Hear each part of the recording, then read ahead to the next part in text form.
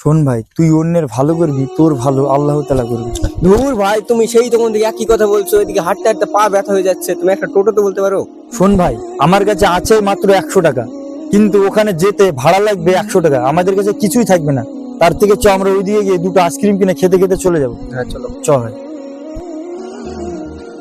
ভাই আমার খুব খিদে লেগেছে, আমাকে কিছু টাকা দেন না। যা এখান থেকে, আমাদের কাছে কোনো টাকা পয়সা নাই, চলো ভাই। থাম ভাই তুই একটু।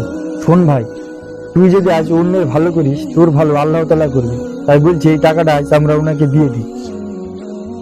এই নি।